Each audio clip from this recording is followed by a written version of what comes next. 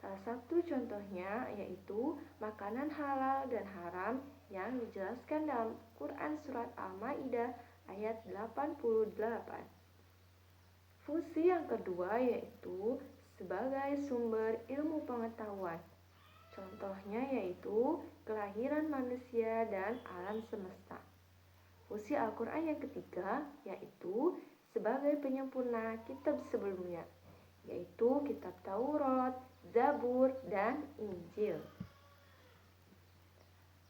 Lalu yaitu fungsi hadis. Fungsi hadis yang pertama yaitu menetapkan hukum Islam yang belum ada di dalam Al-Quran.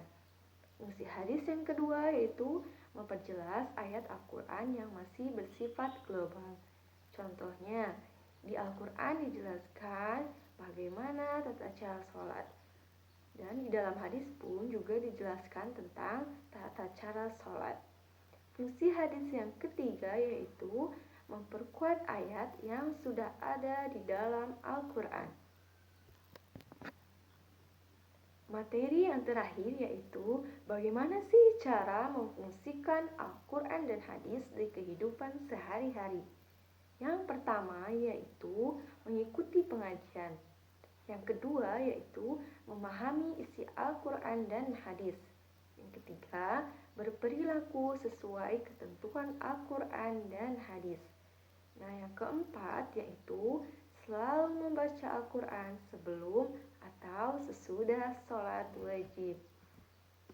Sebelum kita tutup pada pembelajaran kali ini, Ibu akan memberikan satu pertanyaan pada anak-anak semua, yaitu bagaimana cara kalian mengaplikasikan Al-Quran dan hadis dalam kehidupan sehari-hari.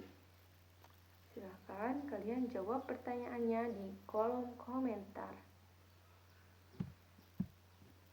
Nah, bagaimana anak-anak? Sudah paham ya dengan materi Al-Quran dan hadis sebagai pedoman hidup manusia? Dari mulai pengertian, fungsi, dan bagaimana memfungsikan Al-Quran dan hadis di dalam kehidupan sehari-hari. Semoga apa yang kita pelajari kali ini bermanfaat ya untuk anak-anak sekalian. Sebelum kita tutup, alangkah baiknya kita membaca doa kafaratul majelis. Bismillahirrahmanirrahim. Subhanakallahumma wa bihamdika asyhadu an la ilaha illa anta astaghfiruka wa atubu ilaik.